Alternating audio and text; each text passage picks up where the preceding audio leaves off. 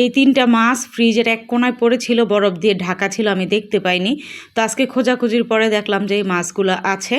তারপরে হচ্ছে মাছগুলোকে ভিজিয়ে লবণ হলুদ দিয়ে মেখে নিয়েছি। তারপরে হচ্ছে এখানে আমি চুলায় জাল ধরিয়ে দিলাম পাতা দিয়ে। ফ্রাই প্যানটা আমি আগে থেকে বসিয়ে দিয়েছি। তো ফ্রাই প্যানটা আমার গরম হয়ে গেছে। এই পর্যায়ে দিয়ে দিলাম পরিমাণ মতো তেল। মাছগুলোকে আমি একদম লাল লাল করে ভেজে নেব। এরকম করে রান্না করলে, আজকে আমার এই রেসিপিটা ফলো করে যদি আপনারা বাসায় রান্না করেন, অনেক দিন আগের মাছও একদম মানে তরতাজা মাছের মতোই স্বাদ হবে, কোনো রকম ভিন্নতা হবে না। তো মাছগুলোকে একদম লাল করে ভেজে নিতে হবে। অবশ্যই খেয়াল রাখতে হবে মাছগুলো যাতে একটুও কম ভাজা না হয়, একদম যতটা মোচমোচা করে ভাজা যায় ঠিক ততটা মোচমোচা করে ভেজে নেবেন।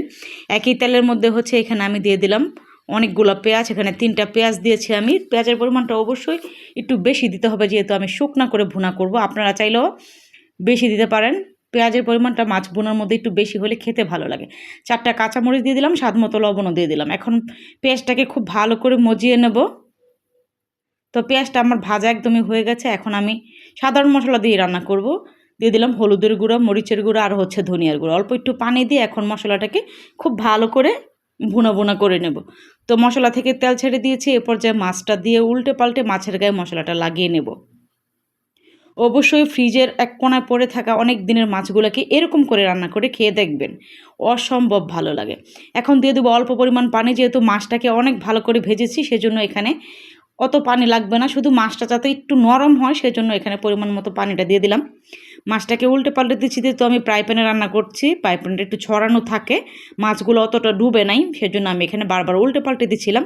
তো দেখেন ঠিক তেল ভেসে উঠেছে। এই পর্যায়ে হচ্ছে লেবু পাতা দিয়ে আমি রান্নার রীতি টানবো, কারণ অনেক দিন ফ্রিজে পড়ে থাকা মাছগুলোর মধ্যে একটু লেবু পাতা দিয়ে রান্না করলে অনেক বেশি ভালো লাগে। যদি কোনো এক্সট্রা গন্ধ থাকে সেটা এই লেবু পাতার গন্ধে মানে আর বোঝা যাবে না, আর খেতে অনেক বেশি ভালো লাগে। মানে তরকারিটা এত বেশি ভালো হয়েছে, আমি অবশ্যই আপনাদেরকে খেয়ে তারপর রিভিউ দেবো। তো তরকারিটা আমি নামিয়ে নিয়েছি। দেখেন কালারটা কতটা সুন্দর। আশা করি কালার দেখিয়ে বুঝতেছেন যে কতটা মজা হয়েছে।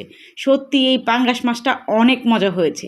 যাদের কাছে পাঙ্গাস প্রিয় তারা তো শুধু পাঙ্গাস মাছ হলেই 1 প্লেট ভাত খেয়ে নিতে পারে। আমার কাছে পাঙ্গাস মাছ বেশ ভালোই লাগে, অতটা মন্দ লাগে না। তো প্লেটের মধ্যে পরিমাণ মতো ভাত নিয়ে নিলাম। এখন পাঙ্গাস মাছের একটা চাক নিয়ে নিচ্ছি, সাথে একটু ঝোল নিয়ে নিচ্ছি।